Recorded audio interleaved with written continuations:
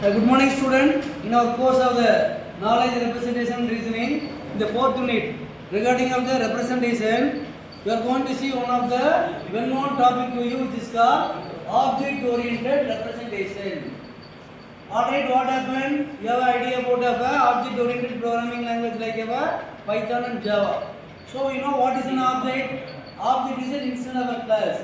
With the help of the instance of a class, you can have the access of the various functions and method in a class.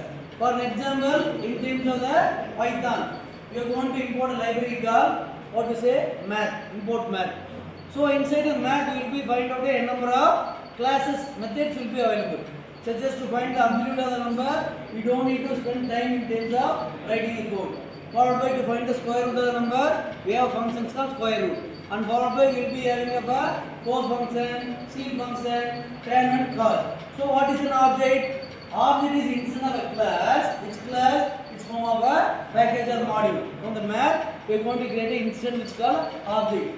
With the help of the instant, you can call upon the method. And we know the various properties of the object-oriented class. What happened? We know what is a encapsulation, operator overloading, and then operator overriding, encapsulation, polymorphism, and a number of things in terms of the object.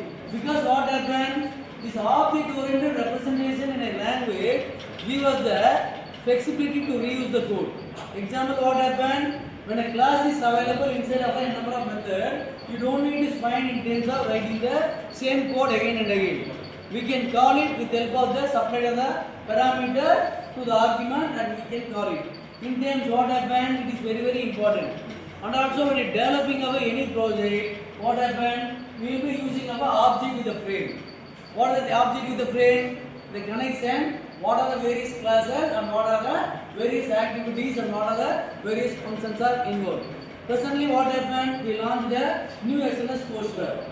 I asked you to enroll of all the students of the CSE second year to into the courseware of the concern my subject. That is our knowledge, representation and reasoning. You should go the subject, study the home page with the help of the frames and activity will be getting you. And followed by frames and formalization. What are the frames and formalization? How the various functions are available and what are the various functions are available in a SNS courseware. You can make use of again the object-oriented representation. Followed by structured description. In terms of structured description of object-oriented representation of our SNS courseware, you can see the various of the home pages and then various level of the hyperlink to the next pages and then links. Through which what happened, you can have the idea. So here, structured description will be giving of the various hyperlink moment from the home page to of the various pages. Followed by description language. The descriptions language here what happened will be giving various of the various alert messages to you. Alert prompt and confirm in terms of the movement of the web pages from the home pages to of all the various constraints. So here what happened?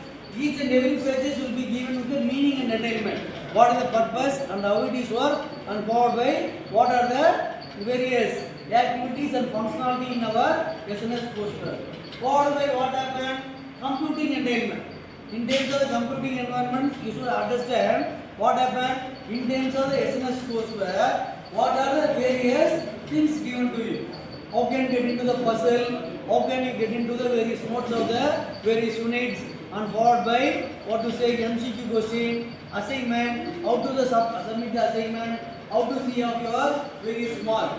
Suppose what happened with the help of the object-oriented representation of our KER, we will be finding what are the various functionalities, objects, activities, and then actors, and then followed by various alert messages, prompt messages, and links and hyperlinks are given to you, and how to use the things, and then various guidelines. So it's very important in terms of the KER, how the consent, in terms of the description of the modules. Finally, what happened? Taxonomy and classification. What is taxonomy and classification? In terms of the object-oriented representation, what are the level, what are the classifications are given and etc.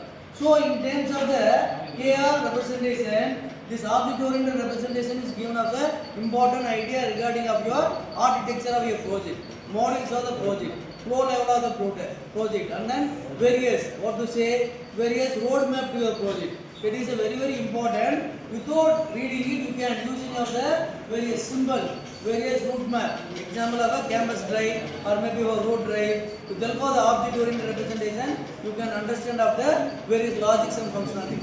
Very thank you, my students.